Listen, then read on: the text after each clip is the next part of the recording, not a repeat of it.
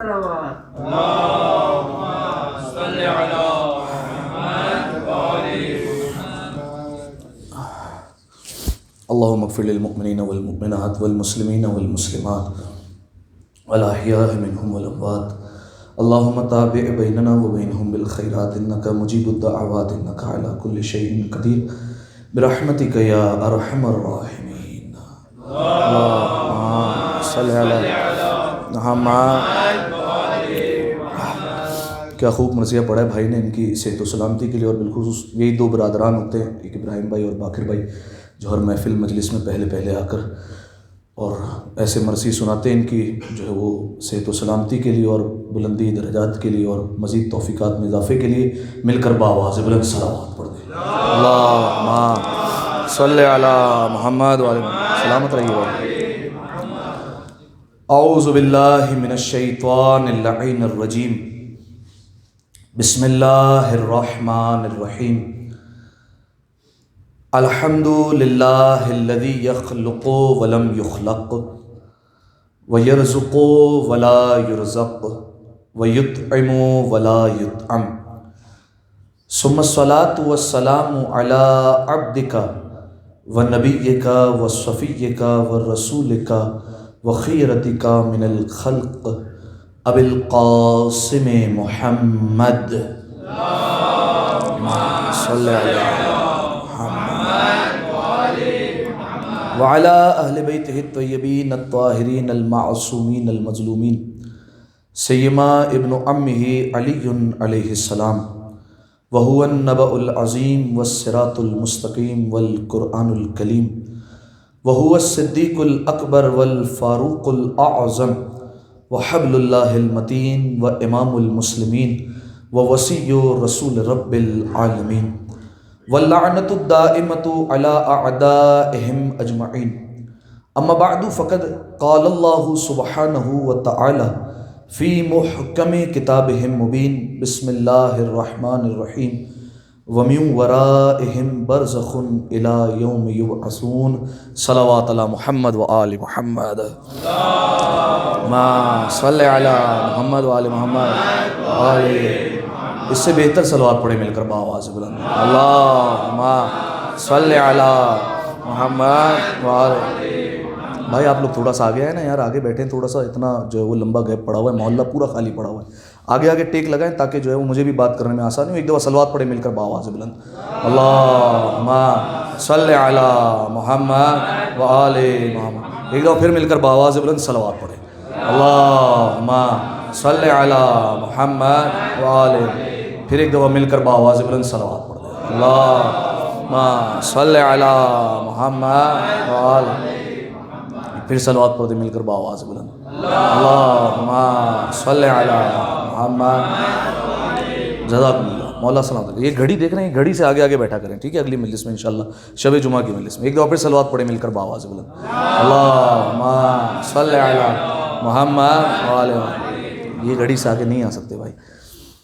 سامعین محترم، عزیزان گرامی قدر، مسلسل شبہ جمعہ کی مجالس میں جس موضوع کو آپ کی خدمت میں بیان کیا جا رہا ہے وہ ہے سفر آخرت. اور الحمدللہ اب تک ہماری 18 تقاریر اس موضوع پر مکمل ہو چکی ہے، اور آج ہم 19ویں مرحلے میں داخل ہو رہے ہیں. سامعین محترم، یہ بات بالکل طے شدہ ہے کہ یہ وہ موضوع ہے جو اکثریت سننا ناپسند کرتی ہے. اور پچھلی مجلس میں نے ایک بات کہی تھی کہ اس بات کی دلیل یہ ہے کہ تعداد دیکھ کر آپ اندازہ لگا لیں کہ کون سا موضوع پسند کیا جاتا ہے اور کون سا موضوع ناپسند کیا جاتا ہے. لیکن بہرحال الحمدللہ پچھلی دفعہ سے تو آج تعداد زیادہ ہے. تو یہ موضوع اگرچہ ناپسند کیا جاتا ہے، اور اس کی بنیادی وجہ یہی ہے کہ اس موضوع میں ایسی باتیں، ایسی روایات، ایسی احادیث، ایسے واقعات، ایسی حکایات ہوتی ہیں جو انسان کو خوف و ہراس میں مبتلا کرتی ہے، جس سے انسان خوف زدہ ہو جایا کرتا ہے. لیکن سامعین محترم، بیان کرنے کا مقصد صرف اور صرف یہ ہے کہ روایت معصومین علیہ السلام میں اس بات پر تاکید کی گئی ہے کہ اس موضوع کو بیان کیا جائے. مفہوماً بیان کر رہا ہوں کہ اس پر تاکید کی گئی ہے کہ ایسے موضوع کو بیان کیا جائے. وجہ کیا ہے؟ وجہ یہ ہے کہ ابھی ڈر کر انسان سدھر جائے یہ زیادہ بہتر ہے، بجائے اس کے کہ قبر میں آنکھ کھلے اور پھر سدھرنے کا موقع نہ ہو انسان کے پاس۔ لہٰذا ابھی ڈر جائے اور سدھر جائے، یہ بہت زیادہ بہتر ہے، اور انسان کے حق میں بہت زیادہ یہ فائدہ مند ہے کہ ابھی ہی انسان اپنے جو ہے وہ آپ کو سدھار لے اور اپنی کردار سازی کر لے۔ سامعین محترم، یہ بات میں نے بیان کی کہ اگر بعد میں انسان نے کف افسوس ملے اور بعد میں حسرت کی کہ کاش میں دنیا میں اچھے اعمال کر لیتا، تو پھر اس وقت کوئی فائدہ نہیں ہونے والا ہے۔ یہ بات میں اپنی طرف سے نہیں کہہ رہا، بلکہ قرآن مجید میں سورہ مؤمنون میں پروردگار عالم نے اس بات کو نقل فرمایا ہے، اس بات کو ارشاد فرمایا پروردگار عالم نے۔ سورہ مؤمنون قرآن کا ایک سورہ، آیت کا نشان 99 اور 100۔ توجہ رکھیے گا، کیا آیت ہے اور عجیب آیت ہے، اور ہر انسان کی گویا یہ عکاسی کر رہی ہے ان انسانوں کی جو اپنے آپ کے بارے میں سوچتے نہیں ہیں اور اپنے اعمال کی فکر نہیں کرتے۔ پروردگار عالم نے ارشاد فرمایا، اپنے حبیب کو مخاطب کرتے ہوئے کہتا ہے پروردگار عالم، حتی اذا جاء احدهم الموت، فرمایا یہاں تک کہ جب ان میں سے ہر ایک کو موت آ جائے گی، جب ہر ایک موت کا سامنا کرے گا۔ میں نے آپ کے سامنے بیان کیا، کوئی بھی اس کا انکاری نہیں کہ مجھے موت نہیں آنے والی، ہر ایک کو موت آنے والی ہے۔ تو پروردگار عالم نے کہا جب ہر ایک موت کو سامنا کرے گا، قال رب ارجعون، تو کہے گا پروردگار عالم سے، پالنے والے مجھے اب دنیا میں واپس پلٹا دے، مجھے دنیا میں دوبارہ بھیج دے، مجھے ایک اور موقع دے دے، مجھے دنیا میں دوبارہ جانے کا ایک موقع عطا فرما دے۔ اچھا، یہ ایسا کیوں کہے گا انسان؟ کیوں کہہ رہا ہوگا؟ کیوں کہہ رہا ہوگا؟ دیکھیے، میں نے آپ کے سامنے بیان کیا تھا کہ جب انسان کی موت کا وقت آتا ہے اور جیسے ہی ملک الموت آتا ہے تو یہ انسان کا وہ وقت ہوتا ہے جب انسان دنیا سے کٹ رہا ہوتا ہے، دنیا سے جا رہا ہوتا ہے، اس کا دنیا سے بالکل تعلق اور رابطہ ختم ہو رہا ہوتا ہے۔ جب تعلق ختم ہو رہا ہوتا ہے تو نتیجہ کیا ہوتا ہے؟ نتیجہ یہ ہوتا ہے کہ اس کو دنیا کے ساتھ ساتھ وہ چیزیں نظر آ رہی ہوتی ہیں جو عام انسانوں کو نظر نہیں آتی۔ ٹھیک ہے، ایسی بہت ساری چیزیں نا جو ہم ابھی نہیں دیکھ سکتے لیکن بعد میں دیکھ سکیں گے۔ بالفرض آپ میں سے کسی نے فرشتہ دیکھا ہے ابھی؟ کسی نے دیکھا ہوا ہے فرشتہ؟ ہم نے نہیں دیکھا ہے فرشتہ، ٹھیک ہے، لیکن پہلی دفعہ دیکھیں گے وہی ہماری موت کا وقت ہوگا۔ ٹھیک ہے، انسان زندگی میں ایک دفعہ مشاہدہ کرے گا۔ اسی طریقے سے ہم نے جنت کو نہیں دیکھا، جہنم کو نہیں دیکھا، اور نہ جانے کتنی چیزوں کو نہیں دیکھا۔ تو معلوم یہ ہوا کئی چیزیں انسان کے لیے عالم غیب میں ہوتی ہے، وجود میں نہیں ہوتی، اس کے سامنے نہیں ہوتی، لیکن ایک وقت جیسے ہی آتا ہے تو وہ چیزیں انسان کے سامنے آ جاتی ہے۔ تو موت کا وقت وہ ہوتا ہے جب انسان تمام تر چیزوں کو اپنے سامنے دیکھ رہا ہوتا ہے، اسے سب نظر آ رہا ہوتا ہے، حالانکہ جو برابر میں ہے، جو کوئی اس کو پانی پلا رہا ہے، کوئی اس کو جو ہے وہ تلقین کر رہا ہے، کوئی اس کو لا الہ الا اللہ پڑھا رہا ہے، کوئی اس کو دلاسا دے رہا ہے، ان سب کو وہ نظر نہیں آ رہا جو اسے نظر آ رہا ہے، کیونکہ یہ دنیا سے جا رہا ہے، اس کا تعلق دنیا سے ختم ہو رہا ہے، تو یہ اپنا انجام خود دیکھ رہا ہوتا ہے، اسے سب کچھ نظر آ رہا ہوتا ہے، بلکہ میں یوں کہوں یہ اپنی برزخ گویا کہ خود دیکھ رہا ہوتا ہے۔ اب جب یہ اپنا انجام دیکھتا ہے اور جب اس کو ملک الموت کی خوفناک صورت نظر آتی ہے تو کیا کہے گا؟ قال رب ارجعون، پالنے والے اب مجھے دوبارہ پلٹا دے، اب مجھے دوبارہ بھیج دنیا میں دوبارہ جاؤں اور اعمال صالحہ کر کے آؤں۔ یہ میں نہیں کہہ رہا، قرآن کہہ رہا ہے۔ آگے کہے گا پالنے والے دوبارہ پلٹا، لعلی اعمل صالحا فیما ترکت، پالنے والا دوبارہ بھیج دے، ایک موقع اور دے دے، شاید میں دنیا میں جاؤں تو اب اچھے اعمال کر کے آؤں، ان اچھے اعمال کو جو تو نے مجھ پر واجب کیے تھے لیکن میں نے چھوڑ دیے، جو تو نے مجھ پر فرض کیے تھے لیکن میں نے چھوڑ دیے اور میں نے نیک کام نہیں کیے، اب ایک موقع دوبارہ دے دے اور مجھے واپس جانے دے دنیا میں تاکہ یہ سارے کام کر کے آؤں۔ اچھا، کیا ہوگا؟ موقع ملے گا دوبارہ؟ اس کو آنے کا موقع ملے گا دوبارہ؟ پروردگار عالم اس کی خواہش کو مانے گا؟ نہیں مانا جائے گا، بلکہ پروردگار عالم کہے گا کلا، ہرگز نہیں، بالکل موقع نہیں ملے گا۔ کیوں؟ پھر کہے گا اے حبیب فَإِنَّهَا كَلِمَةٌ هُوَ قَائِلُهَا، اے میرے حبیب یہ جو باتیں کہہ رہے ہیں نا، پالنے والے ایک موقع دے دے، دوبارہ اچھے عمل کر کے آؤں گا، فرمایا یہ صرف اور صرف زبانی باتیں، اگر اسے دوبارہ بھی بھیج دوں یہ پھر بھی نہیں کر کے آئے گا، اور پھر بھی وہ کام نہیں کرنے والا اگر میں نے اسے دوبارہ بھی بھیج دیا۔ پھر فرمایا وَمِن وَرَائِهِمْ بَرْزَخٌ إِلَى يَوْمِ يُبْعَثُونَ، فرمایا اب تو اس کی موت کے بعد ایک برزخ ہے جہاں اسے قیامت تک کے لیے رہنا ہے۔ صحیح ہے؟ ایک دفعہ صلوات پڑھی مل کر باواز بلند، اللہم صلی علی محمد۔ تو سامعین محترم، 18 تقریریں ہو گئی، اس میں آپ کے سامنے موت کے مراحل، غسل و کفن کا مرحلہ، پھر قبر میں کیا کیا ہونے والا ہے، منکر و نکیر کے سوالات، یہ تمام تر جو ہے وہ مختصراً میں نے جو ہے وہ آپ کے سامنے بیان کر دیے۔ آج جس منزل پر ہماری بات ہونے والی ہے وہ ہے برزخ کی منزل، ٹھیک ہے، یعنی جو قبر کے بعد کی منزل ہے اسے کہا جاتا ہے برزخ۔ دوسری منازل آخرہ، پہلی رکاوٹ جہاں انسان نے رکنا ہے وہ ہے قبر، دوسری منزل جہاں پر انسان نے کوچ کر کے جانا ہے، سفر کر کے جانا ہے، وہ ہے برزخ۔ اب آپ سے میرا سوال ہے، آپ نے جو ہے وہ مختلف علماء کو سنا، مختلف جو ہے وہ آپ نے ویڈیوز انٹرنیٹ پر دیکھی ہوں گی، مختلف دوستوں سے آپ نے اس موضوع پر ہو سکتا ہے بات چیت کی ہو، آپ بتائیے برزخ کسے کہتے ہیں؟ کس چیز کا نام ہے برزخ؟ کسے کہا جاتا ہے برزخ؟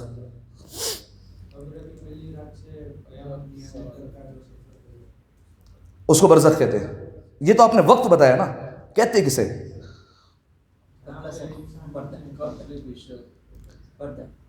اچھا یہ لغوی معنی آپ نے بتا دیا, پردے کو کہتے ہیں, رکاوٹ کو کہتے ہیں, ٹھیک ہے. اور کسے کہا جاتا ہے, اگر کوئی بتا سکے برزخ کسے کہتے ہیں؟ وہ تو قبر میں بھی کاٹے گا اور قیامت میں بھی کاٹے گا. اور کوئی کیا بولیں بھائی, بولیں. اور کوئی بھائی؟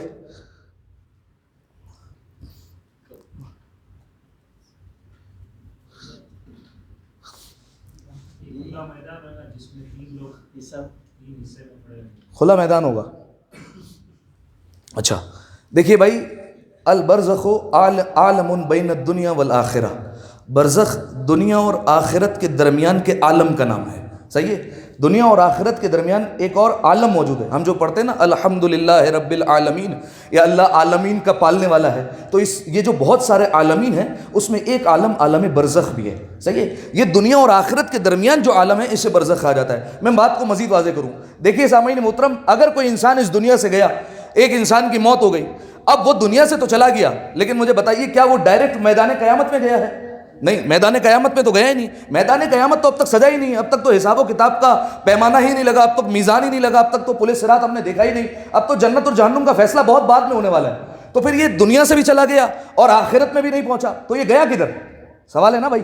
دنیا سے انسان کٹ گیا, دنیا سے چلا گیا, آخرت میں پہنچا نہیں ہے, اب تک میدان آخرت میں, میدان قیامت میں اس کی حاضری لگی نہیں ہے, تو پھر یہ گیا کہاں؟ تو پھر اس کا جواب ہے درمیانی عالم جو دنیا اور آخرت کے درمیان ہوتا ہے اسے کہتے ہیں عالم برزخ. یہ موجود ہے عالم برزخ میں. تمام انسان جتنے لوگ بھی مر جاتے ہیں وہ سب کے سب میدان قیامت سے پہلے جس عالم میں اپنی حاضری لگواتے ہیں اسے عالم برزخ کہا جاتا ہے. ٹھیک ہے. اچھا اگلی بات, روایت میں بیان ہوا ہے اس برزخ کے متعلق, اطول منازل الآخرہ, یہ برزخ وہ ہے جو منازل آخرت جتنی منزل ہے, قبر منزل ہے, برزخ ہے, میدان قیامت ہے, اعراف ہے, حساب و کتاب ہے, پل صراط ہے, نہ جانے کتنی منزل ہے. ان تمام منازلوں میں سے, ان تمام منزلوں میں سے جو سب سے طویل منزل ہے, جو سب سے لمبی منزل ہے, جہاں سب سے زیادہ انسان کو رکنا ہے اور اسٹے کرنا ہے, وہ کون سی ہے؟ وہ ہے برزخ. یہاں سب سے زیادہ رکنا ہے. آپ دیکھیے خود, جناب آدم کے زمانے میں جو مرا تھا وہ کدھر ہے؟ میدان قیامت میں پہنچ گیا؟ نہیں, میدان قیامت میں تو نہیں پہنچا. پھر کدھر گیا؟ وہ گیا برزخ میں. اب تک وہ برزخ میں نہ جانے کتنے ہزاروں سال, لاکھوں سال سے اسی عالم میں موجود ہے, اور وہیں پر وہ سفر کر رہا ہے. اس کا سفر جاری ہے, اور کب تک جاری رہے گا؟ قیامت تک جاری رہے گا. اسی طریقے سے آج بھی جو انسان مرتا ہے تو ڈائریکٹ تو میدان قیامت میں نہیں جا رہا, پھر کہاں جا رہا ہے؟ وہ عالم برزخ میں جا رہا ہے. اس کی حاضری برزخ کے میدان میں لگ رہی ہے. تو پہلی بات جو برزخ کے متعلق بیان ہوئی روایت میں, فرمایا اطول منازل الآخرہ, یہ برزخ منازل آخرت میں سب سے طویل ترین منزل ہے, یہاں پر سب سے زیادہ انسان کو رکنا ہے. ایک بات. پھر اس کے بعد بیان فرمایا اخوف منازل الآخرہ یا اوحش منازل الآخرہ, یہ برزخ تمام آخرت کی منزلوں میں سب سے خوفناک منزل اور سب سے وحشتناک منزل ہے. سوال, کیوں ایسا ہے؟ برزخ کوئی کیوں کہا؟ کہہ دیتے قبر سب سے زیادہ وحشتناک منزل ہے, کہہ دیتے قیامت کا میدان جہاں نفسا نفسی کا عالم ہوگا, صورت سوانزے پر ہوگا, اسے نہیں کہا جا رہا کہ یہ وحشتناک منزل ہے. کہہ رہے ہیں سب سے زیادہ خوفناک منزل ہے وہ ہے برزخ, یہاں جو ہے وہ سب سے زیادہ انسان ڈرنے والا ہے اور خوف میں مبتلا ہونے والا ہے. ایسا کیوں؟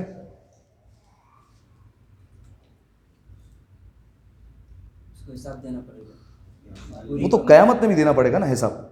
ایک بنیادی وجہ میں چاہ رہا ہوں کہ کیوں برزخ میں سب سے زیادہ خوف ہوگا, ایک وجہ ہونی چاہیے نا. آپ کہہ رہے ہیں قیامت میں جو ہے وہ بالفرض ادھر برزخ میں عذاب ہوگا تو عذاب قیامت میں بھی ہوگا, حساب و کتاب برزخ میں ہوگا تو حساب و کتاب قیامت میں بھی ہوگا, قبر میں بھی ہونے والا ہے, منکر و نکیر بھی حساب و کتاب لینے والا ہے. برزخ کو کیوں کہا کہ یہ سب سے زیادہ خوفناک منزل ہے؟ ایسا کیوں؟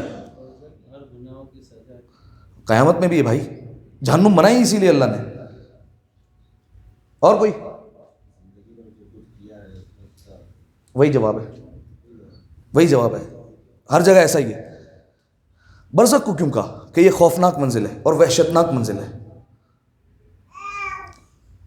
دیکھیے وجہ اس کی یہ ہے کہ ایک راوی, ایک صحابی امام کا, امام جعفر صادق علیہ الصلوۃ والسلام, اللہم صلی علی محمد, امام کی خدمت میں پہنچا اور امام کو آ کر کہتا ہے مولا انی سمعت انکا تقول, مولا میں نے سنا ہے باہر لوگوں کو کہتے ہوئے سنا ہے کہ وہ کہتے ہیں کہ آپ نے کہا ہے شیعتنا فی الجنہ، کہ میرے سارے کے سارے شیعہ جنت میں ہوں گے۔ مولا یہ بات سچ ہے کہ آپ کے سارے شیعہ جنت میں آنے والے ہیں؟ امام نے کہا صدق تو، کہ میں جو ہے وہ اس بات کی تصدیق کرتا ہوں، بالکل تو نے جو ہے وہ صحیح سنا ہے، 100% بات ہے کہ میرے جتنے شیعہ ہیں وہ سارے کے سارے جنت میں جائیں گے۔ کہا مولا بالکل 100% بات ہے۔ امام نے کہا اب دیکھیے، جب اس نے 2-3 بار پوچھا اب امام نے قسم کھائی، فرمایا واللہ کلکم فی الجنہ، امام نے کہا خدا کی قسم تم سارے کے سارے جنت میں جاؤ گے قیامت کے دن، اس میں کوئی بات نہیں ہے۔ آپ نے غور کیا ہمارا امام کون ہے؟ دوسروں کے جو بنائے ہوئے امام ہوتے ہیں انہیں اپنے انجام کا بھی نہیں پتہ ہوتا، ہمارا امام وہ ہے جو ہماری ضمانت بھی دے رہا ہے ساتھ میں۔ لہذا امام نے کہا خدا کی قسم تم سارے کے سارے قیامت کے دن جنت میں جاؤ گے۔ اب راوی پریشان ہوا، مولا میں نے دیکھا ہے آپ کے شیعوں کو گناہ کرتے ہوئے، میں دیکھتا ہوں ان میں سے کسی کی زبان پر جھوٹ ہوتا ہے، مولا میں نے دیکھا ہے وہ کتنے لوگوں کو دھوکہ دیتے ہیں، مولا میں نے دیکھا ہے ان میں سے کئی افراد جو واجبات میں لاپرواہی کرتے ہیں، مولا میں نے دیکھا ہے وہ غیبت کرتے ہوئے نظر آتے ہیں، گالی دیتے ہوئے نظر آتے ہیں، مولا گناہوں میں ڈوبے ہوئے ہیں آپ کے شیعہ، پھر بھی آپ کہہ رہے ہیں کہ میرے سارے کے سارے شیعہ جنت میں چلے جائیں گے۔ اب امام نے وجہ بیان فرمائی، امام نے کہا دیکھیں وہ جنت میں تو جائیں گے، لیکن پھر امام نے فرمایا انما اتخوف بالبرزخ، لیکن میں ان کے لیے جو خوف زدہ ہوں وہ صرف اور صرف برزخ کے لیے خوف زدہ ہوں۔ قیامت میں آ جاؤ، ہم تک پہنچ جاؤ، ہم تمہیں جنت تک پہنچا دیں گے، برزخ کی تیاری کر کے آنا۔ برزخ کا معاملہ وہ ہے جو تمہیں خود اکیلے پار کرنا ہے، یہ وجہ ہے سب سے خوفناک ہونے کی۔ دیکھیے موت کا وقت جب آتا ہے انسان کا تو چہاردہ معصومین علیہ السلام آ جاتے ہیں، عرض کر چکا ہوں۔ جیسے ہی انسان کی روح قبض ہو رہی ہوتی ہے، انسان امیر المومنین کے چہرے کی زیارت کر رہا ہوتا ہے، موت آسان ہو گئی۔ قبر میں پہنچتا ہے، کبھی شفاعت کے لیے 8ویں امام آ گئے، کبھی امام حسین آ گئے، کبھی امیر کائنات آ گئے، کبھی کوئی امام آ گئے ہماری مدد کرنے کے لیے پہنچ گیا، کبھی کوئی عمل آ گیا جس نے ہمیں آ کر بچا لیا۔ ٹھیک ہے، ایسا ہی ہے۔ منکر و نکیر کے سوالات ہوئے، میں نے آپ کے سامنے بیان کیا تھا، قبر پر بیٹھ کر تلقین پڑ جاتی ہے، منکر و نکیر خود کہتے ہیں ارے یہ نیک مومن ہے، اس کو تلقین پڑھ دی گئی، اس کو سب کچھ بتا دیا گیا، اب اس سے سوال و جواب کیسا، کیا پوچھے اب ان سے، واپس چلے جاتے ہیں کتنے مومنین کے پاس سے۔ تو منکر و نکیر کے وقت، قبر کے وقت، موت کے وقت، روح کے نکلتے وقت، یہ وہ تمام تر مراحل ہے جہاں اہل بیت علیہ السلام کا ساتھ ہوتا ہے، اہل بیت علیہ السلام کی مدد شامل حال ہوتی ہے۔ لیکن برزخ وہ منزل ہے جہاں اہل بیت علیہ السلام نے کہا خود پار کرنی ہے، خود آنا ہے تمہیں، اور خود جو ہے وہ اسے عبور کر کے تمہیں میدان قیامت تک پہنچنا ہے۔ اس وجہ سے برزخ سب سے زیادہ خوفناک منزل ہے۔ دیکھیے سامعین محترم، یہ میں نہیں کہہ رہا کہ برزخ میں اہل بیت علیہ السلام کی نصرت نہیں ہوگی، نصرت ہوگی، ہو سکتا ہے ہمارے اعمال کی وجہ سے کچھ نہ کچھ ایسا ہو کہ ہمیں کہیں نہ کہیں نصرت مل جائے، لیکن بالآخر عبور ہمیں خود کرنا ہے، پار ہمیں خود کرنا ہے۔ میں آپ کے سامنے ایک مثال رکھتا ہوں۔ بالفرض دیکھیے عالم برزخ ایک پورا عالم ہے، اب ہم تصور ہی کر سکتے ہیں، آپ سمجھ لیجئے ایک صحرا ہے، کئی پہاڑ ہیں، کئی وادیاں ہیں، کئی گھاٹیاں ہیں جہاں سے انسان نے گزرنا ہے۔ ٹھیک ہے، اب ایک صحرا سے گزرنا ہے، ایک صورتحال یہ ہے کہ آپ کو کہا جائے اکیلے جاؤ، صحیح ہے، یعنی خود پیدل چلو اور قیامت تک کا سفر خود چلتے جاؤ، خود عبور کرتے جاؤ اور خود پہنچو وہاں تک۔ آپ کے لیے کتنا مشکل ہوگا کہ آپ کے پاس کچھ بھی نہیں ہے۔ اچھا اب آپ کو اگر کہا جائے کہ چلو بھائی آپ کو ایک سواری دے رہے ہیں، اس سواری پر سفر کرو اور وہاں تک پہنچنا ہے، تو آپ کے لیے تھوڑا سا آسان ہو جائے گا کہ سواری تو ہے ساتھ میں، کم از کم پیدل نہیں چلنا۔ اچھا سواری کے علاوہ پھر اگر آپ کو کہا جائے کہ چلیے بھائی آپ کے اعمال اور اچھے تھے، آپ امیر کائنات کے بہت زیادہ چاہنے والے تھے، آپ امام حسین کے غم میں بہت زیادہ روتے تھے، چلیے آپ کو ایک اور جو ہے وہ ہم فیسلٹی دے دیتے، اب آپ سائے میں چلیے، صحیح ہے، سواری کے ساتھ ساتھ آپ کو سایہ بھی مل گیا، اب آپ سائے میں آئیے، صحیح ہے۔ اچھا ایک اور کہہ دیا گیا کہ بالفرض آپ ساتھ میں کھانے پینے کا سامان بھی لے کر آئیے، صحیح ہے، تو آپ کے لیے یہ مراحل آسان سے آسان تر ہوتے جاتے ہیں۔ یہ انسان کے اعمال ہی طے کریں گے اہل بیت علیہ السلام کی وہاں پر نصرت کیسے ہوتی ہے، کتنی نصرت ہوتی ہے، یہ سب ہمارے اعمال طے کرنے والے ہیں، اور کتنے انسان جو ہے وہ آسانی سے پار کر جائے گا برزخ، یہ خود اس کے اعمال پر منحصر ہے۔ یہاں تک بات واضح ہے سب کو؟ ایک دفعہ صلوات پڑھیں مل کر بآواز بلند، اللہم صلی علی محمد۔ تو خلاصہ کلام یہ ہوا، برزخ وہ عالم جو دنیا اور آخرت کے درمیان ہے، صحیح ہے، جتنے انسان دنیا سے جا رہے ہیں وہ میدان قیامت میں نہیں جا رہے، پھر کہاں جا رہے ہیں؟ وہ عالم برزخ میں جا رہے ہیں، اور عالم برزخ میں یہ سب سے زیادہ طویل منزل بھی ہے، سب سے زیادہ خوفناک منزل بھی ہے، کیونکہ یہ انسان کو خود اپنے بلبوتے پر اس کو عبور کرنا ہے، اس وجہ سے سب سے زیادہ خوفناک منزل اس کو کہا گیا۔ اب آئیے وقت طے کیجئے کہ برزخ کب شروع ہوتی ہے اور کب ختم ہوتی ہے، کہاں سے شروع ہو رہی ہے اور کہاں ختم ہو رہی ہے؟ قبر کی پہلی رات سے قیامت تک، بالکل صحیح ہے۔ چھٹے امام کا بھی فرمان ہے القبر منذ حین الوفات الی یوم القیامہ، فرمایا یہ جو برزخ شروع ہوتی ہے نا یہ قبر کی پہلی رات سے، انسان مرا قبر میں گیا سوال و جواب ہوئے، یہاں سے برزخ کا آغاز ہو گیا، اور یہ برزخ یہاں سے شروع ہوئی اور کب تک چلے گی؟ قیامت تک، یہاں تک انسان کو برزخ میں ہی سفر کرنا ہے۔ اچھا وقت بھی طے ہو گیا، اب آئیے برزخ میں انسان کا کون سا جسم ہوتا ہے؟ اب یہ تھوڑی وہ باتیں ہیں جو روایات میں بیان ہوئی جو آپ کے سامنے مجھے بیان کرنی اور سمجھانی ہے۔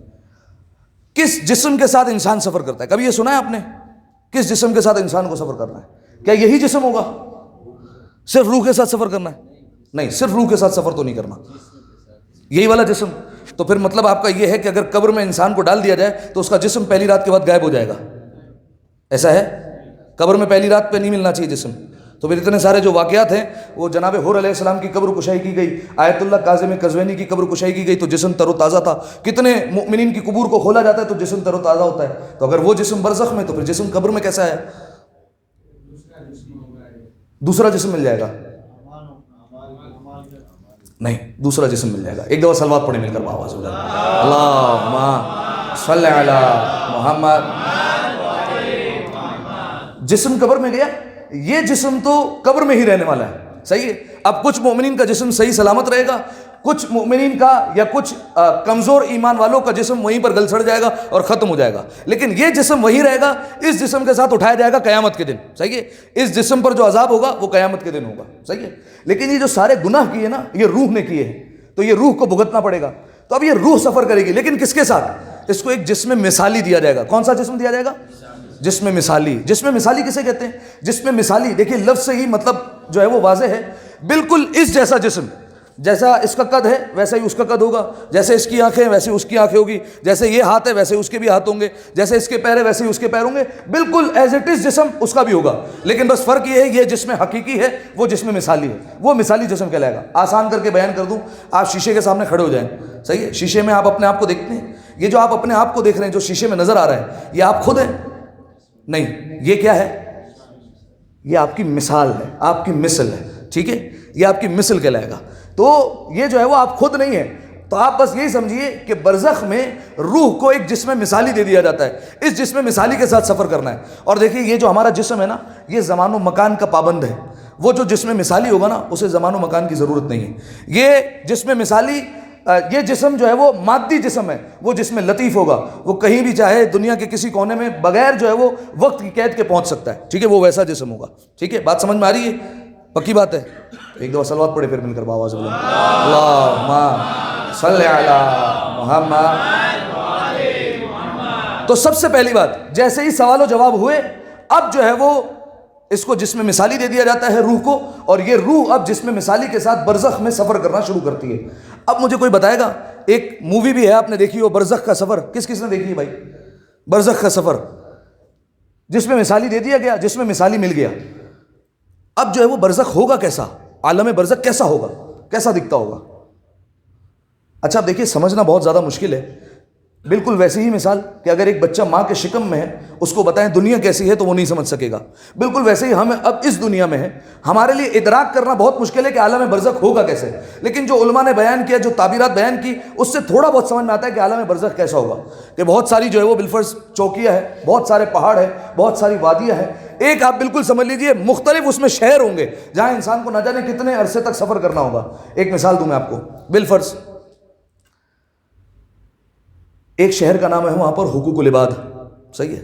ایک شہر کا نام ہے بالفرض نماز، ایک شہر کا نام ہے بالفرض روزہ، یہ مختلف شہر ہوں گے وہاں پر، اور نہ جانے کتنے شہر ہوں گے جہاں پر انسان کو سفر کرنا ہے، اور ہر شہر میں کتنے جو ہے وہ مرحلے ہوں گے، کتنے جو ہے وہ ٹرن ہوں گے، یہ ہمیں نہیں پتہ، صحیح ہے؟ بالفرض حقوق العباد کا شہر آیا، اس میں پہنچے، پہلا ہی جو ٹرن ہے وہ ہے حقوق والدین کا، وہیں پر پھنس گئے کہ والدین کے حقوق کی ادا نہیں کیے، صحیح ہے؟ وہیں پر جو ہے وہ ہماری پکڑ ہو گئی، اور حقوق والدین کے سلسلے میں اچھا اب کیا کرنا ہوگا؟ رہو یہاں پر 1 لاکھ سال، یہیں پر گزارو، صحیح ہے؟ یہ 1 لاکھ سال میں کم بول رہا ہوں کیونکہ میں نے پہلے ہی بیان کر دیا کہ یہ جو جسم مثالی ہوگا یہ وقت کا پابند نہیں ہوگا، صحیح ہے؟ 1 لاکھ سال تک رہو یہیں پر۔ اچھا کتنے عرصے تک رہنا ہے؟ تمہارے ماں باپ 3 لاکھ سال رہنے پر خوش ہوں گے، جب تک جو ہے وہ تمہیں یہیں رہنا ہے، یہیں پر عذاب بھگتتے رہو، پھر تمہارا جو ہے وہ اگلا مرحلہ آئے گا، پھر تم اگلے مرحلے پہ جاؤ گے، پھر تم عبور کرو گے، پھر اگلے شہر میں، پھر وہاں پر سارے حساب کتاب، پھر اگلے شہر میں، اس طریقے سے جو ہے وہ عالم برزخ یہ چلتا رہے گا اور نہ جانے کب تک چلے گا. ٹھیک ہے، تو یہ ہے عالم برزخ. اب آئیے اگلا سوال. کچھ ہوگی اچھی روحیں، کچھ ہوں گی بری روحیں. یہ اچھی روحیں کہاں جائیں گی اور بری روحیں کہاں جائیں گی؟ یہ تو مشہور و معروف سوال ہے. وادی السلام. وادی السلام کہاں پر ہے؟ نجف اشرف میں. یہاں پر اچھی روحیں چلی جائیں گی. بری روحیں کہاں جائیں گی؟ وادی برہوت میں. یہ کہاں پر ہے؟ یہ یمن میں ہے. صحیح ہے. اچھی روحیں جیسے ہی روحوں کو جس میں مثالی ملا یہ سارے کے سارے چلے جائیں گے وادی السلام، اور بری روحوں کو جیسے ہی جس میں مثالی ملا یہ سارے کے چلے جائیں گے وادی برہوت. اچھا، کچھ ایسے مومنین ہوئے جو گنہگار بھی ہوئے لیکن مومن بھی ہوئے، وہ کہاں جائیں گے؟ ہے نا سوال بھائی؟ کافروں کی روحیں جا رہی ہیں وادی برہوت، یمن جا رہی ہے. مومنوں کی روحیں جا رہی ہیں وادی السلام. تو اب یہ جو بیچارے مومنین گناہگار ہیں یہ کہاں جا رہے ہیں؟ کہاں جائیں گے؟ یہ جائیں گے وادی برہوت.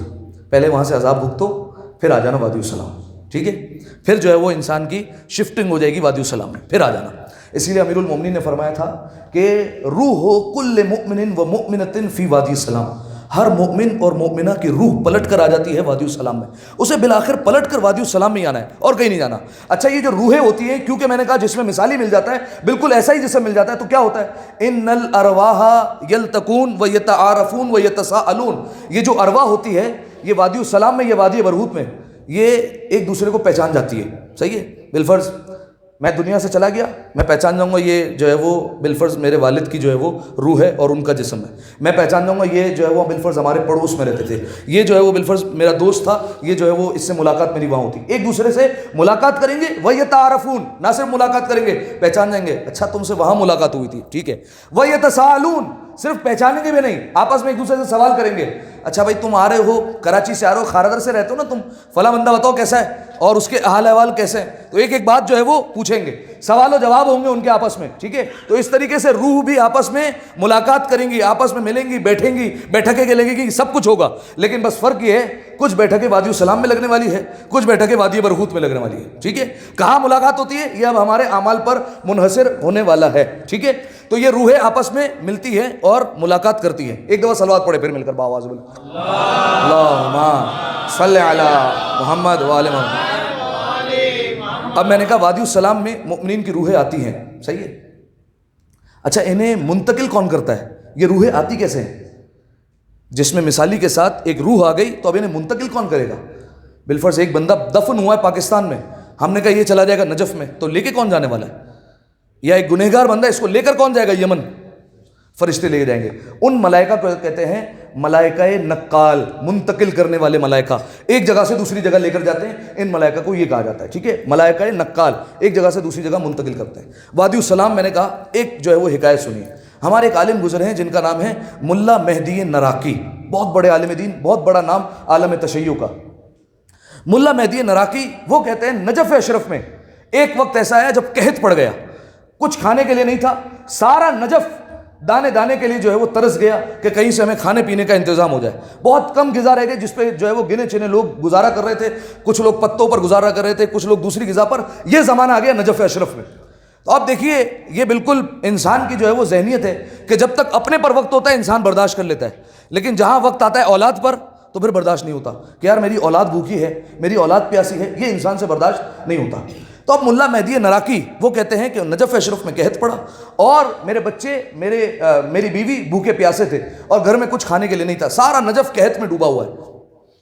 اب کیا کریں؟ تو اب مشکل کے وقت میں مشکل کشا یاد آئے. امیر کائنات کا حرم سامنے تھا تو فوراً امیر المومنین کے حرم میں گئے اور مولا کی بارگاہ میں گڑ گڑا کر جو ہے وہ مولا سے مانگا، مولا سے توسل کیا کہ مولا کچھ اسباب مہیا فرمائیں تاکہ جو ہے وہ کسی طریقے سے ہم جو ہے وہ کھانے پینے کا بندوبست کر سکیں. اب جب مولا سے توسل کیا، اب دیکھیے مولا نے مشکل حل کیسے کیے. یہ نجف اشرف سے نکلے. اب جو لوگ زیارت کر چکے ہیں پروردگار ہم سب کو زیارت نصیب فرمائے. یہ جب کربلا کی طرف مشی کرتے ہیں تو نجف سے نکلتے ہی پہلے جو ہے وہ وادی السلام کا قبرستان پڑتا ہے. سب سے پہلے یہی قبرستان آتا ہے. ٹھیک ہے. تو اب یہ وہاں پر پہنچے وادی السلام میں، اور وادی السلام میں جیسے ہی گئے تو ملا مہدی نراقی نے دیکھا کہ ایک جنازہ ہے. اس جنازے کو 4 افراد لے کر آ رہے ہیں. اور انہیں یہاں پر لایا جا رہا ہے. اب ایک عالم، ایک مجتہد جانتا ہے کہ جنازے میں شریک ہونے کا کیا ثواب ہے، تشییع جنازہ کا کیا ثواب ہوتا ہے، لہذا آئے اس جنازے کو کاندھا دیا، سب کچھ کیا اور اس جو ہے وہ جنازے کو دفن کر دیا. اب دیکھیے یہ آپ بات جانتے ہیں، میں پہلے بھی واقعہ عرض کر چکا ہوں کہ اس دنیا میں برزخ دیکھنا ممکن ہے یا ممکن نہیں ہے؟ ممکن ہے، دیکھ سکتے ہیں برزخ. ٹھیک ہے، ہمارے کئی علماء، کئی عرفاء ایسے گزرے ہیں جنہوں نے اپنی آنکھوں سے برزخ دیکھی ہے، جنہیں پتہ ہے برزخ ہوگی کیسے، وہ سب کچھ جانتے ہیں. ٹھیک ہے، میں آپ کے سامنے مثال بھی لگتا ہوں. بلکہ رسول اللہ کے دور میں ایک صحابی بھی تھا. اس صحابی سے رسول اللہ نے پوچھا کہ تم نے صبح کیسے کی؟ تو کہا یا رسول اللہ میری صبح تو ایسی ہے کہ میں جہنم میں لوگوں کو عذاب جھیلتے ہوئے دیکھ رہا ہوں اور جنت میں مؤمنین کو نعمتوں سے فائدہ اٹھاتے ہوئے دیکھ رہا ہوں، اپنی آنکھوں کے سامنے میرے سامنے یہ نظارہ ہے. تو رسول اللہ نے جیسے ہی سنا تو رسول اللہ نے فرمایا ھذا عبد نور اللہ قلوبہ، فرمایا یہ اللہ کا وہ بندہ ہے جس کے دل کو اللہ نے نورانی کر دیا ہے. صحیح ہے. تو ایسے افراد ہیں جو اس دنیا میں برزخ کو دیکھ رہے ہیں اور ان کے سامنے برزخ ہوتی ہے، ساری چیزیں مشاہدہ کر رہے ہیں. ٹھیک ہے. اچھا، اب ملا مہدی نراقی کہتے ہیں کہ اس کو دفن کیا، واپس پلٹا تو دیکھا کہ ایک بہت خوبصورت جوان، اور جس کو ہم کہتے ہیں نا بہت زیادہ ہینڈسم، اچھے کپڑوں میں، بالکل مہنگے کپڑوں میں وہ جو ہے وہ آیا ہے اور اس نے فوراً آتے ہی کہا شکریہ. جیسے ہی کہا تو ملا مہدی نراقی کہتے ہیں کہ میں نے تو تمہارا کوئی ایسا کام نہیں کیا، نہ میں تمہیں جانتا ہوں کہ تم مجھے شکریہ کہہ رہے ہو. شکریہ کیوں کہہ رہے ہو مجھے؟ کہا کہ یہ جو ابھی آپ جنازہ اٹھا کر لے کر آئے تھے نا، یہ اور کوئی نہیں تھا، یہ میں ہی تھا، میرا جنازہ تھا یہ. تو ملا مہدی نراقی حیران رہ گئے. کہا تمہارا جنازہ تھا؟ کہاں؟ کہا مجھے تو اپنے علاقے میں یمن میں دفنایا گیا تھا، لیکن چونکہ میں علی کا چاہنے والا تھا تو علی نے اپنی بارگاہ میں بلا لیا ہے، علی نے اپنے جوار میں بلا لیا ہے مجھے. فرمایا اور یہ جو آپ لوگ دیکھ رہے تھے نا جنازے کے ساتھ، یہ لوگ نہیں تھے، یہ ملائکہ نقال تھے جو ایک جگہ سے دوسری جگہ منتقل کرنے کا کام کرتے ہیں. یہ ملائکہ نقال تھے جنہوں نے مجھے یہاں پر منتقل کیا. اور آپ کو شکریہ اس لیے کہہ رہا ہوں کہ آپ میرے جنازے میں آئے تو جب ایک مومن، ایک عالم، ایک باعمل عالم میرے جنازے میں آئے تو میرے جنازے کی عظمت بڑھ گئی اور اللہ نے میرے جنازے کو بڑا مقام عطا کر دیا ہے. آپ میرے جنازے میں شریک ہوئے، آپ کا بہت بہت شکر گزار ہوں. اور اس کے بعد کہا کہ آپ کہیں اور نہیں، آپ عالم برزخ میں ہیں. آپ نے نہیں سنا امیر المومنین نے فرمایا یہ وادی السلام پاکیزہ روحوں کا مرکز ہوگا، جہاں مومنین اور مومنات کی روحیں آیا کریں گی. یہ وادی السلام وہاں کا مرکز ہے، آپ کہیں اور نہیں، آپ عالم برزخ میں موجود ہیں. جائیے، آپ کے ماں باپ آپ کا انتظار کر رہے ہیں، فلاں رشتہ دار آپ کا انتظار کر رہا ہے. بعض اوقات پروردگار عالم برزخی آنکھیں کھول دیا کرتا ہے اور یہ سارے مشاہدات ہو جاتے ہیں انسان کو دنیا میں. اگر آپ کو یاد ہو تو ایک میں نے واقعہ بھی سنایا تھا کہ ایک قبر سے آواز آئی تھی اور قبر نے مہمان بنا لیا تھا چند لوگوں کو. یہ واقعہ بھی میں نے سنایا تھا، یہ ان کے بیٹے کا واقعہ تھا. یہ ملا مہدی نراقی کہتے ہیں میں عالم برزخ میں موجود تھا اور کہا کہ میری ملاقات ہوئی میرے ماں باپ سے جو عرصہ پہلے دنیا سے انتقال کر گئے تھے، گزر گئے تھے. کہا ان سے میری ملاقات ہوئی اور جب میں ان کے سامنے گیا تو انہوں نے میرے لیے دسترخوان لگا دیا اور کہا کہ سننے میں آیا کہ نجف میں قحط پڑ گیا ہے اور تم نے امیر المومنین سے توسل کیا تو امیر کائنات نے ہم سے کہا ہے کہ ذرا تمہاری دعوت کر کے تمہارے لیے دسترخوان بچھا دیا جائے، تو ذرا کھاؤ، تناول کرو اس سے. اب ملا مہدی نراقی کہتے ہیں میں نے اس میں سے کھانا شروع کیا. یاد رکھیے گا برزخی کھانا کبھی ختم نہیں ہونے والا، وہ نعمت ویسی کی ویسی رہے گی. کہا میں کھا رہا تھا اور میں جب سیر ہو گیا تو میرے ذہن میں فوراً بیوی بچوں کا خیال آیا. کہا میں رونے لگ گیا. تو میرے ماں باپ نے مجھ سے پوچھا کہ کیا بات ہے، رو کیوں رہے ہو؟ کہا میں نے تو کھا لیا لیکن میرے بیوی بچے اب تک بھوکے ہیں. کہا اچھا، تو کوئی پریشانی کی بات نہیں ہے، ذرا اپنی ابا کا دامن پھیلاؤ. اور ابا جیسے ہی پھیلائی تو انہوں نے کچھ چاول کے دانے جو ہے وہ اس میں ڈال دیے. کہا یہ چاول کے دانے لے جاؤ. اب جو ہے وہ ملا مہدی نراقی کہتے فوراً جو ہے وہ مجھے جیسے ہوتا ہے نا کسی کو جھنجھوڑا گیا تو فوراً میں نے دیکھا میں وادی السلام میں کھڑا ہوں دوبارہ. کہا میں نے سوچا کہ یہ میرا خیال ہوگا، ظاہر ہے میں پریشان ہوں، میرے بیوی بچے بھوکے ہیں، تو یہ میرا خیال تھا سارا کا سارا. لیکن جیسے ہی میں نے اپنے کندھے پر بوجھ محسوس کیا تو میں نے ابا کو اتار کر دیکھا تو اس میں چاول کے دانے موجود تھے. کہا میں تو واقعی عالم برزخ کا مشاہدہ کر کے آ رہا ہوں اور عالم برزخ کو دیکھ کر آ رہا ہوں. کہا میں فوراً گھر پر گیا تو میری بیوی نے مجھ سے کہا کہ ہمارے بچے بھوک سے اتنے نڈھال ہو گئے ہیں کہ چلتے چلتے گر جاتے ہیں، اب قریب ہے کہ ان کی موت آ جائے گی. تو میں نے کہا فکر کی بات نہیں ہے، انتظام کر کے آیا ہوں اور یہ چاول موجود ہے، بشرط یہ کہ مجھے کہا گیا ہے ان چاولوں کو ابا کو کھول کر دیکھنا نہیں ہے، بس اس میں سے نکالنا ہے اور پکاتے جانا ہے. کہا بالکل ٹھیک ہے. اب جو ہے وہ نکال کر پکایا گیا. ایسی مہک پورے نجف میں پھیلی کہ سارا نجف ان کے دروازے پر جمع ہو گیا. سننے میں آیا کہ آپ جو ہے وہ چاول سپلائی کر رہے ہیں اور جو ہے وہ سب کو دے رہے ہیں، سب کو بانٹ رہے ہیں، تو ذرا ہمیں بھی دے دیجیے، ہمارے گھر میں بھی جو ہے وہ کھانے کے لیے کچھ نہیں. سارے نجف کا قحط ختم ہو گیا ان چند چاول کے دانوں سے، سب ختم چند چاول کے دانوں سے. ٹھیک ہے، ایک دفعہ صلوات پڑھے مل کر باواز میں، اللہم صلی علی محمد. ٹھیک ہے، اب انشاءاللہ جو ہے وہ برزخ کا سفر تو اب ہمیں کرنا ہے. آج تو کچھ مقدمات تھے جو میں نے آپ کی خدمت میں بیان کی. اب کس کس گناہ کی وجہ سے کہاں کہاں انسان پھنسے گا اور کس کس نیکی کی وجہ سے انسان آگے عبور کر جائے گا، وہ سب ابھی آپ کی خدمت میں انشاءاللہ بیان کرنا ہے. آپ سب تیار ہیں نا، آمادہ ہیں؟ پکی بات ہے، یا یہ بات یہیں پر ختم کر دوں اور موضوع ختم ہو کر اگلا موضوع؟ تو ایک دفعہ صلوات پڑھے پھر مل کر بآواز بلند، اللہم صلی علی محمد وآل محمد. ایک بات میں نے ابتدا میں بیان فرمائی کہ یہ جو جسم ہوتے ہیں یہ ہمارے حقیقی جسم یہ محتاج ہیں وقت کے. ہم اگر بالفرض کہیں جانا چاہتے ہیں تو ہمیں وقت لگے گا کہیں جانے میں، صحیح ہے، لیکن کچھ ایسے بھی جسم ہوتے ہیں جنہیں وقت میں پابند نہیں کیا جا سکتا. ایک مثال میں نے دی جسم مثالی. اسی طریقے سے امیر المومنین پر جو اعتراض کرتے ہیں علی ایک وقت میں 40 جگہ کیسے آ گئے، تو علماء نے بیان فرمایا جسم مثالی کے ذریعے سے. علی زمانے سے پہلے ہے لہذا انہیں زمانے میں پابند نہیں کیا جا سکتا، لہذا سامعین محترم جسم مثالی وقت کا پابند نہیں. اسی لیے رسول اللہ کی حدیث ہے ان ارواح امواتکم یحضرون فی لیلۃ الجمعۃ، فرمایا جو تمہارے مردوں کی روحیں ہیں وہ تمہارے گھر پر شب جمعہ آتی ہیں. اللہ انہیں اجازت دیتا ہے کہ جاؤ جا کر اپنے گھر والوں سے مل کر آؤ، ٹھیک ہے، سب کو اجازت ملتی ہے. عالم برزخ سے کسی کو نکلنے کی اجازت نہیں، لیکن کچھ خاص بندے ایسے ہوں گے جن کو اجازت ملے گی. علماء نے بیان کیا خدا کرے ہمیں بھی یہ اللہ موقع عطا فرمائے. کچھ بندے ایسے ہوں گے کہ جب وہ اللہ سے کہیں گے پالنے والے آج حسین کی زیارت کرنے کا دل چاہ رہا ہے، اللہ ان کو اجازت دے گا، وہ فوراً کربلا جائیں گے، حسین کی زیارت کر کے دوبارہ آ جائیں گے. پالنے والے آج دل چاہ رہا ہے مولا رضا کے بارگاہ میں حاضری لگا کے آ جائے، اللہ اجازت دے گا جاؤ ذرا حاضری لگا کر جلدی آ جاؤ، اور فوراً وہاں جا کر زیارت کر کے واپس آ جائیں گے. پالنے والے آج امیر المومنین کی چوکھٹ پر سجدہ کرنے کا دل چاہ رہا ہے، اللہ کی طرف سے اجازت ملے گی. تو یہ اللہ کے کچھ خاص بندے ہوں گے جنہیں اجازت ملے گی. ہر کسی کو نہیں ملتی اجازت، لیکن کچھ خاص روحیں ایسی ہوں گی، بلکہ ساری روحیں ایسی ہیں جن کو اجازت ملتی ہے شب جمعہ جاؤ اپنے گھر پر اور جا کر جو ہے وہ ان سے ملاقات کر کے آؤ. رسول اللہ کی حدیث ہے. اچھا وہ گھر پر آتے ہیں تو کس صورت میں آتے ہیں؟ روایت میں ہے بعض پرندوں کی صورت میں آتے ہیں اور اپنے گھر والوں کا دیدار کر رہے ہوتے ہیں اور اپنے گھر والوں کو دیکھتے ہیں. بعض کسی اور صورت میں اپنے گھر والوں کو آ کر دیکھتے ہیں. کیا کرتے ہیں؟ وہ ینادون، آ کر آوازیں دیکھتے ہیں، چیخ و پکار کرتے ہیں، فریاد کرتے ہیں. کس کو آواز دیتے ہیں؟ اولادہم و اقرباہم، اپنے رشتہ داروں کو آواز دیتے ہیں، اپنی اولاد کو آواز دیتے ہیں. کیا آواز دیتے ہیں؟ ان ارحمونی، کیا کر رہے ہو، ہم پر رحم کرو. ہم پر رحم کیوں نہیں کرتے؟ بخیراتکم و حسناتکم، ذرا اپنے صدقے کے ذریعے سے اپنی نیکیوں کے ذریعے سے ہم پر رحم فرماؤ. ہم وہاں پر بہت جو ہے وہ سختی میں ہیں، ہم زندان میں موجود ہیں، ہم اس سے سختی میں موجود ہیں. باقاعدہ اپنی سختیاں گنوا رہے ہوتے ہیں اور اس طریقے سے بتاتے ہیں. ٹھیک ہے، خوش نصیب ہیں وہ مرحومین جن کا خیال رکھا جاتا ہے، ان کے چاہنے والے ان کا خیال رکھتے ہیں، ان کو نیکیاں بھیجتے رہتے ہیں، ان کو ہدیہ بھیجتے رہتے ہیں. ورنہ انسان جو برزخ میں پھنسنے والا ایک وجہ یہ بھی ہے کہ اپنے مرحومین کو یاد کیوں نہیں کرتا تھا. میں نے بیان فرمایا والدین دنیا میں ہو سکتا ہے بہت راضی ہوں، مرنے کے بعد ناراض ہو گئے. پالنے والے یہ تو ہمارا خیال ہی نہیں رکھتے، ہمیں کچھ بیچتے ہی نہیں ہیں، ان کی طرف سے کوئی ہدیہ ہی نہیں ملتا ہمیں، ہو سکتا ہے ناراض ہو جائے. ہو سکتا ہے دنیا میں والدین ناراض ہو، وہاں جا کر راضی ہو جائیں. پالنے والے دنیا میں اس سے یہ خطا ہو گئی لیکن یہ ہمارے لیے اتنے کام کرتا ہے کہ ہم نے اسے معاف کر دیا. ٹھیک ہے، تو اس طریقے سے انسان کو یہ برزخ میں سامنا کرنا ہوگا. ایک دفعہ صلوات پڑھے مل کر بآواز بلند، اللہم صلی علی محمد. چھوٹی سی چھوٹی نیکی یہ جو ہمارے مرحومین ہوتے ہیں جو آ کر شب جمعہ ہمیں پکارتے ہیں ان کے کام آ سکتی ہیں. بعض حکایتوں کے مطابق یہ جو ہم روٹی کا ٹکڑا بچ جاتا ہے نا دسترخوان پر، یہ دسترخوان میں لپیٹ کر ہم پھینک دیتے ہیں. فرمایا یہ بھی نہ پھینکو، کسی جانور کے آگے ڈال دو، یہ تمہارے مرحومین کو نجات دلوا دے گا.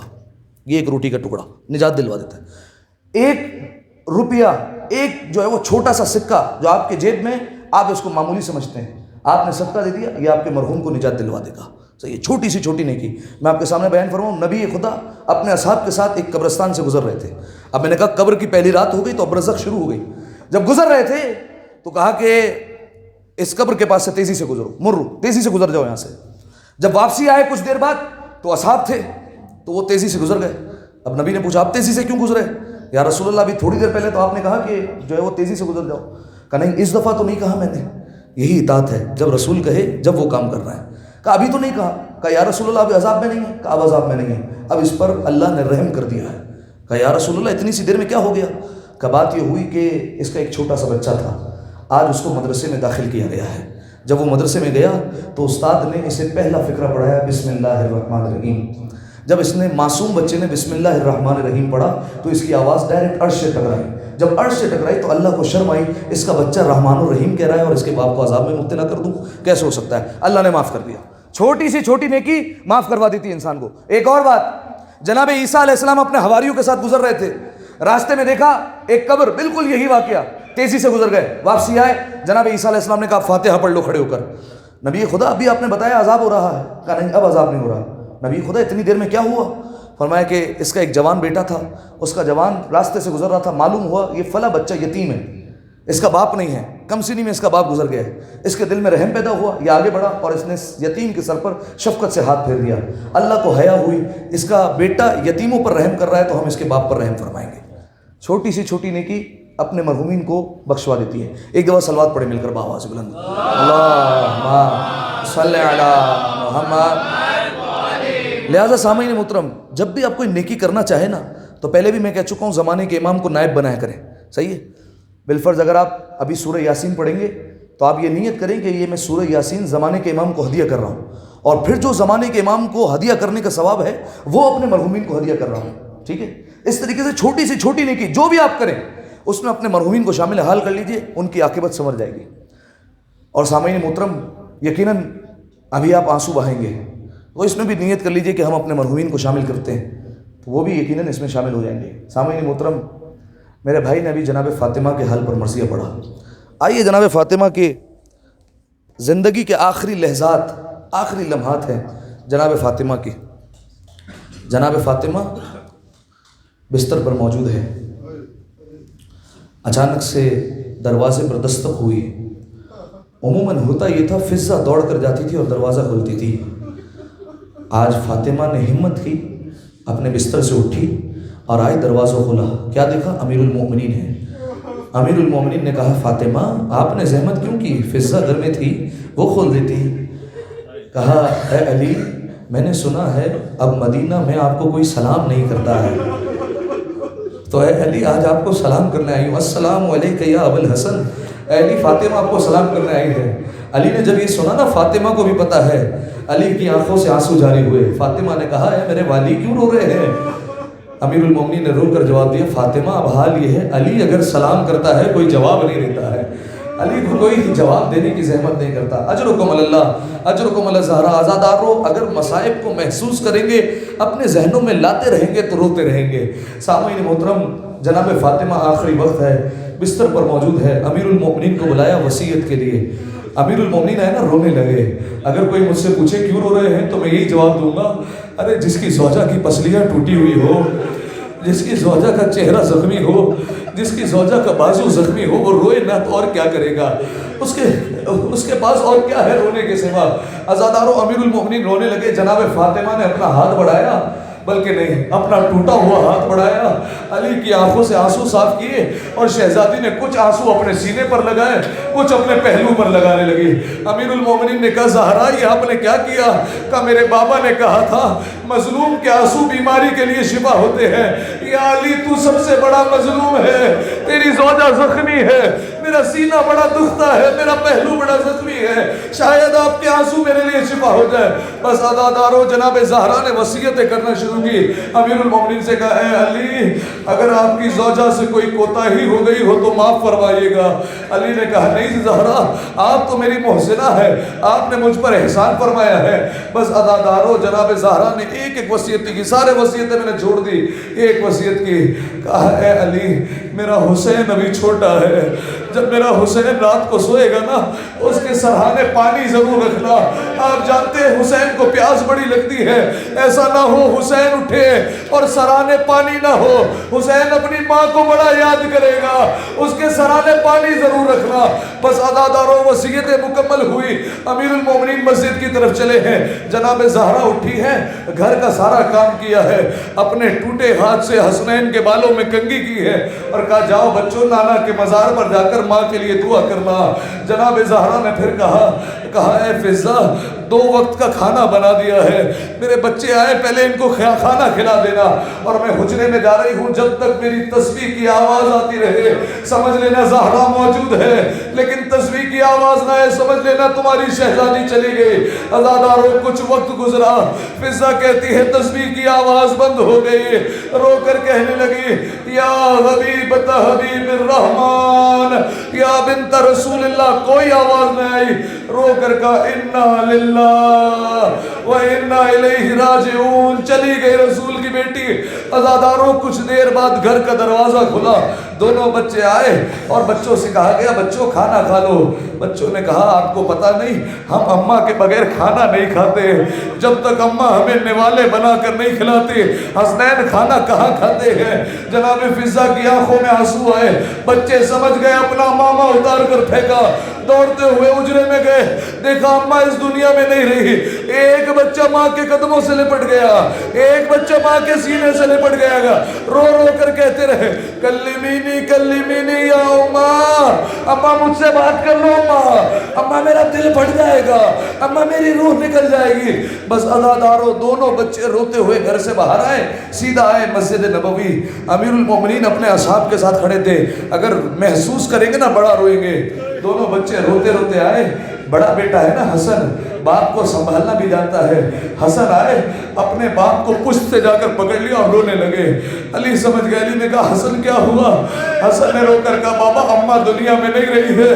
روایت کے جملے وہ وقع علی وجہہ, علی منہ کے بل زمین پر گرے, کمر پر ہاتھ رکھ کر کہا زہرا میری کمر ٹوٹ گئی زہرا, بالکل ویسے ہی جیسے حسین نے عباس کے لاشے پر کہا تھا عباس آج میری کمر ٹوٹ گئی.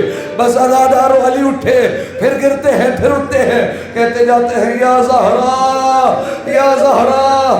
یہ کہتے ہوئے گھر پہنچے, غسل و کفن کا اہتمام ہوا, بچوں کو تلقین کی بچوں آہستہ کریا کرنا. لیکن نہ جانے کیا ہوا, علی نے اپنا سر دیوار پر مار کر چیخ کر رونا شروع کیا. زینب نے کہا بابا کیا ہوا؟ کہا زینب تمہاری ماں نے مجھ سے چھپایا, تمہاری ماں کا پہلو زخمی ہے, ارے تمہاری ماں کی آنکھوں میں خون اتر آیا. اجرکم اللہ اجرکم الزہرا. غسل و کفن تمام ہوا, علی نے آواز دے کر کہا یا حسن و یا حسین و یا زینب و یا ام کلثوم تزودوا عن امکم. بچوں آؤ اپنی ماں کا آخری دیدار کرو. زینب آگے بڑھی, اپنی ماں سے لپٹ گئی. اماں تمہاری بچی بڑی چھوٹی ہے, اماں زینب کو چھوڑ کر نہ جاؤ. ام کلثوم آئی, ماں سے بین کرتی رہی. حسن مجتبیٰ آ گئے. عزادارو امیر المومنین نے کہا ارے میرا چھوٹا شہزادہ حسین کہاں گئے؟ اب کیا دیکھا, حسین گوشے میں رو رہے ہیں. حسین کو سینے سے لگایا, بیٹا حسین آؤ ماں کا آخری دیدار کرو, اب ماں سے جنت میں ملاقات ہوگی. حسین نے دونوں ہاتھ دروازے کی چوکھٹ پر رکھ کر کہا اماں اماں تیرا حسین غریب ہو گیا, اب تیرا حسین بلاتا ہے, تم جواب بھی نہیں دیتی. بس عزادارو یہ سننا تھا, روایت کے جملے ہیں بندے کفن ٹوٹے, دو ہاتھ باگر نکلے, آجا حسین ماں کے پاس آجا, خبردار خود کو غریب مت کہنا. عزادارو حسین کو سینے سے لگایا, حسین رو رہے تھے. آواز قدرت آئی اے علی حسین کو جدا کرو, فرشتوں میں کوہرام مچ گیا ہے. علی آگے بڑھے, آخری جملہ, علی آگے بڑھے, حسین کے سر پر ہاتھ پھیرا, میرے شہزادے او میرے لاڈلے حسین گریہ نہ کرو, آؤ ماں سے قیامت میں ملاقات ہوگی. حسین کو جدا کیا, علی نے سینے سے لگایا, بڑی تسلی دی. میں ہاتھوں کو جوڑ کر سید الشہداء کی بارگاہ میں آخری جملہ کہوں گا, اے حسین آپ کو آپ کی ماں کے جنازے سے آپ کے بابا نے بڑے پیار سے ہٹایا, گلے لگایا, سر پر ہاتھ پھیرا, ارے آپ کو تسلی دی, یہ آپ کا مقدر. اور وہ کربلا آپ کی 4 برس کی یتیمہ سکینہ جب آپ کے لاشے پر آئی, ارے کسی نے تماچے مارے, کسی نے تازیاں دے.